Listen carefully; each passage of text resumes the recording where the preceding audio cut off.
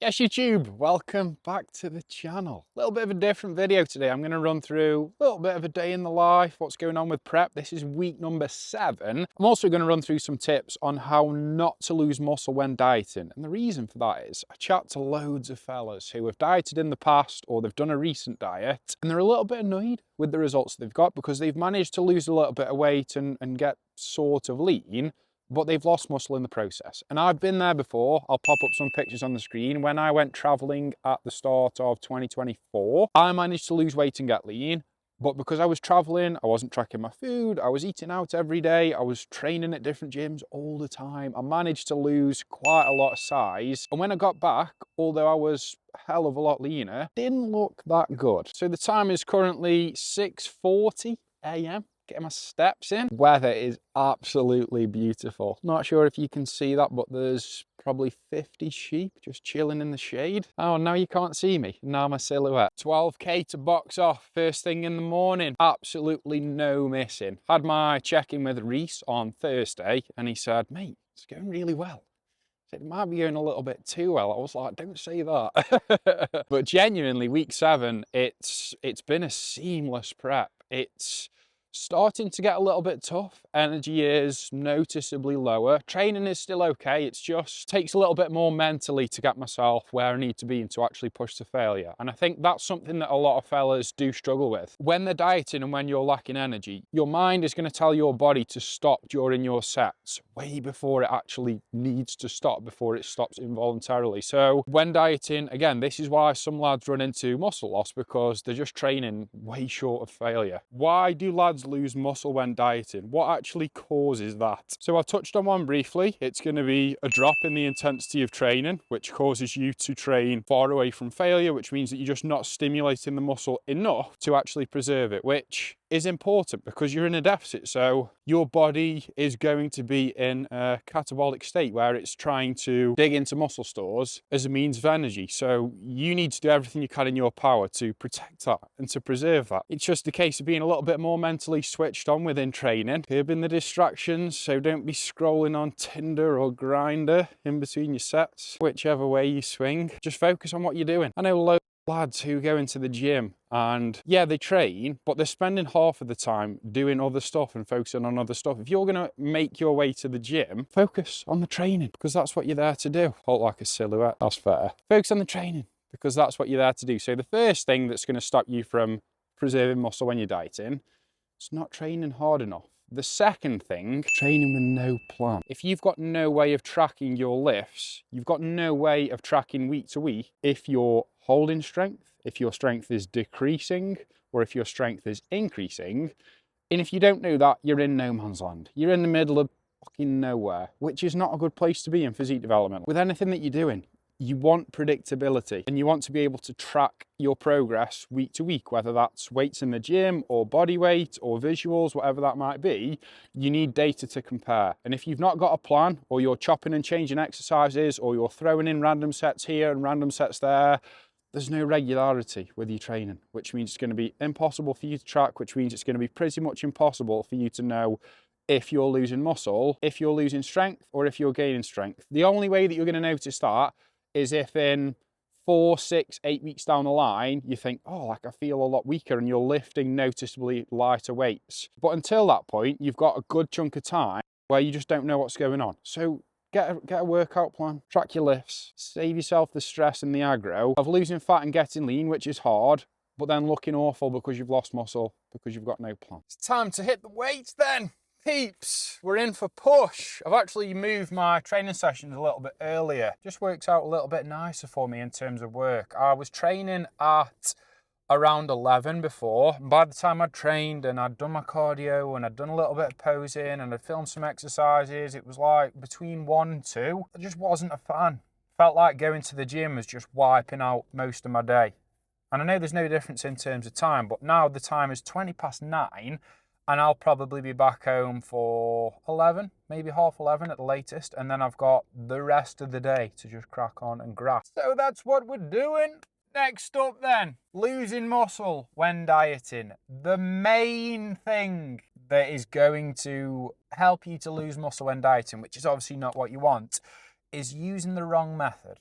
And when I say the wrong method, I mean pushing too aggressively, way too hard, way too quick. If you were to go to get a new car and they say, oh, you need to break it in for 500 miles, which no one does unless you're boring. But the idea is you need to give the car time to sort of warm up, get used to using the parts.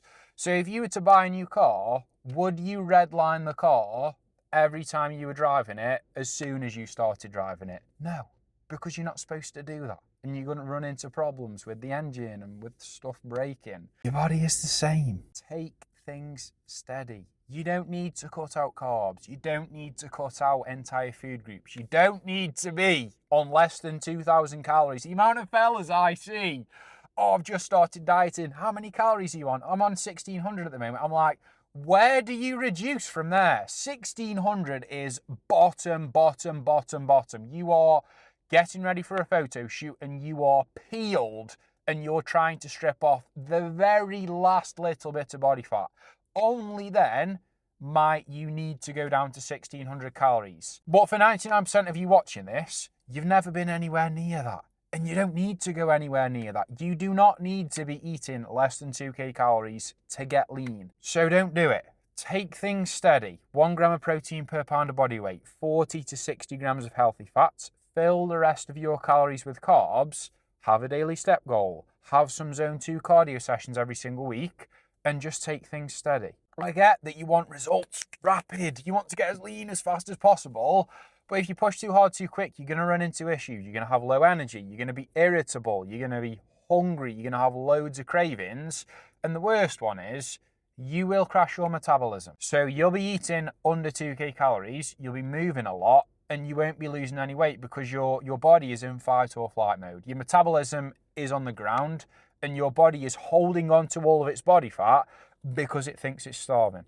And that's because you've pushed too hard too quick. So take things steady. It's much easier and better in the long term for you to start small and work your way up than it is to start at 100 and then have to scale things back. So don't push too hard, take things steady. You also need to give yourself more time than you think. The amount of fellas I speak to, oh, I've got a holiday in 6 weeks, can you help me? I'm like, no, I can help you to lose X amount of weight, but you want to lose this much, where realistically you'd probably need maybe 14, 16 weeks to lose that amount of weight. And this is where lads run into issues trying to do things too quick because they've just simply not given themselves enough time. So the main one in this video is just using the wrong method, pushing too hard too fast. So give yourself some more time, take things a little bit steadier.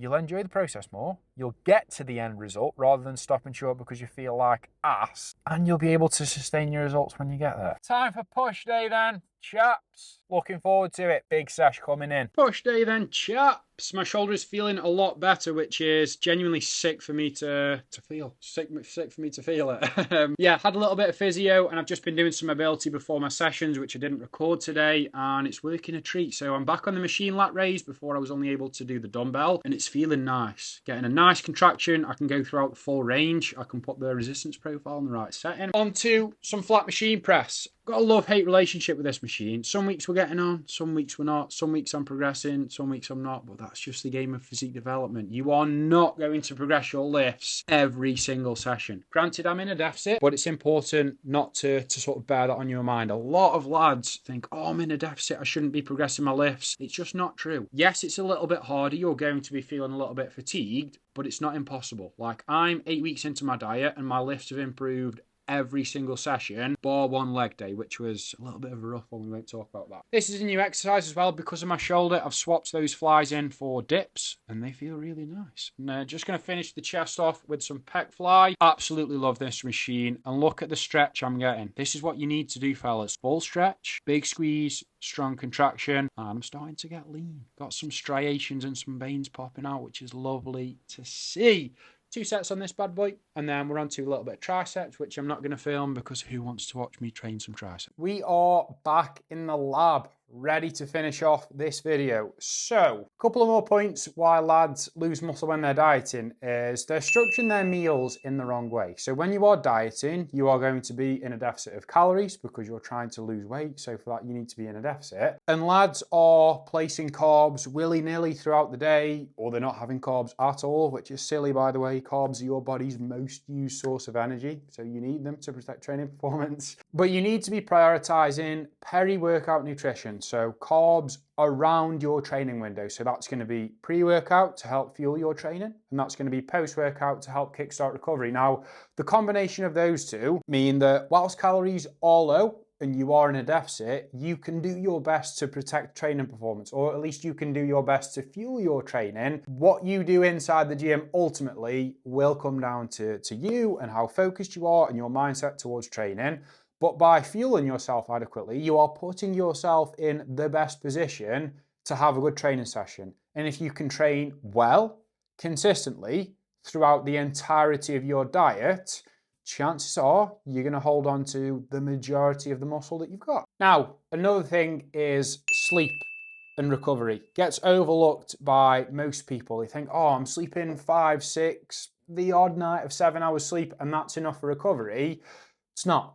Ideally, you need to be getting 7 hours as a minimum. Now, sleep, in my opinion, is genuinely a cheat code for physique development because it regulates everything. Hormones, energy, mood, recovery, so how recovered you are from a training session.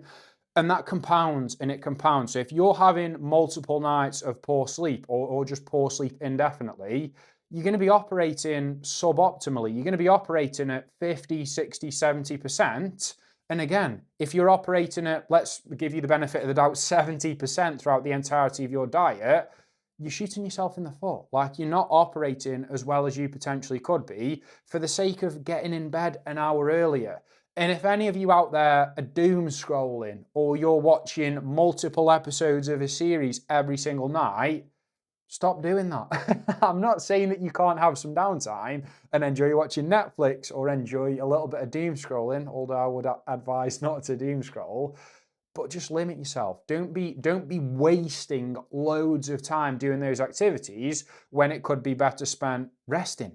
So you're better recovered, so you can train harder, and so you feel better during the day. You've got more energy, your mood is much better, and you're just a better person to be around for those that are close to you. Again, makes a massive difference. This one, massively overlooked again. It's having a low quality diet. So I'm a firm believer that the quality of the food that you eat will dictate how your physique actually looks. So even if you're in a deficit, if you're consuming foods that are really high in fat, you're having loads of sodium, your body is going to hold on to a lot of excess water, which is going to cause you to look watery, which means that you don't appear as lean as you probably are. Now, that water is going to stay there until you adjust and have a higher quality diet. So a higher quality diet, foods that are minimally processed, that don't have loads of sodium in. You're not having macros that are up and down throughout the entire week, because